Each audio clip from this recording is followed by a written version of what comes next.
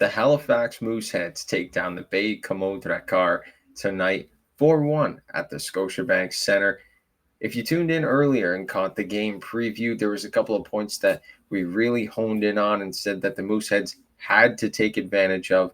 And the first one was that all important first goal. The Mooseheads were able to capitalize on that thanks to hometown boy Quinn Kennedy. He picked up one. And then I guess we'll throw it over to the scoring summary. Quinn Kennedy, he was able to pick up his first in the first period, assisted by Owen Phillips. Picked up another for his fourth goal of the season, assisted by Sean Carrier and Liam Kilfoyle. That one would stand as the game-winning goal. An insurance marker from Daniel Walters later on in the second period, assisted by Will Bent. And then Justin Gendron from Louis Charles Plourde and Alexis Michaud got the Baie-Comeau Drakkar on the board later on in the second period, but obviously it wasn't enough. Connor McPherson slides the puck into the empty cage late in the third period, assisted by Patrick McNabb and Owen Phillips. So the Mooseheads really taking over this game from top to bottom. It really was a complete domination from the Mooseheads tonight. Quinn Kennedy, Owen Brisson, and Malik. It says here, Malik the Italian. That's because I'm translating this page from French to English because I couldn't find the English button on the QMJHL website. But Malik L'Italien played a big role in this game, the third overall pick from the past Q draft.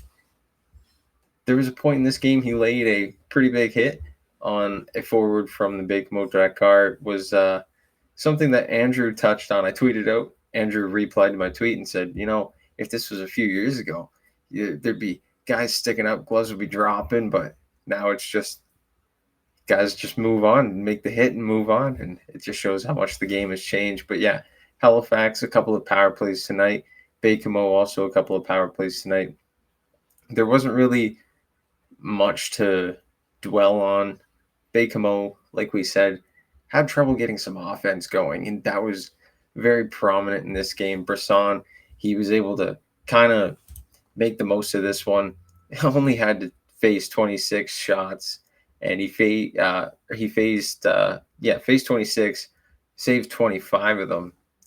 And when you're able to be helped out by your defense in front of you, like Carlos Handel actually mentioned in the first game to Mavs Gillis in an interview in Charlottetown, he said that the Halifax blue line is one of the biggest, and that's probably their biggest attribute is their size.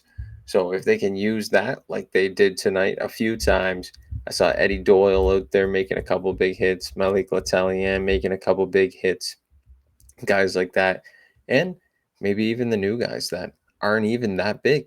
Cameron Manella, he had a decent game out there tonight. He was able to make a few decent plays, and he's pretty shifty on the back end. So something you like to see from a guy that is a little bit smaller on the back end. Another player that I've kind of had my eyes on in the past few weeks was Liam Kilfoyle, and obviously today we touched on him in the game preview.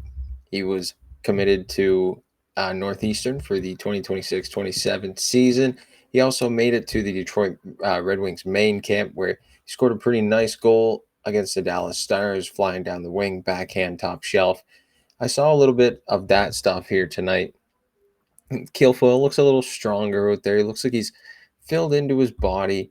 He's going into his 19-year-old season next year, so it's really looking like he's starting to fill out, and he looks faster. It looks like he was able to drive by some guys with no problem tonight. He's really able to protect the puck to the outside using that extra reach and using his body to shield defenders off the puck. So it's nice to see Kilfoyle able to develop and use his strengths to his advantage. And I guess it's safe to say he put on a couple pounds of muscle this offseason, working with some guys, and obviously being up in the pros, like he said in that quote earlier, has definitely helped him. And playing like a around a pro atmosphere, and playing with some guys that have been there, done that, and guys that are trying to crack an NHL roster at main camp. So it's good for Kilfoyle, good for his development, and all around, it's good to see players like that really bringing stuff back to build on here for the Mooseheads in Halifax.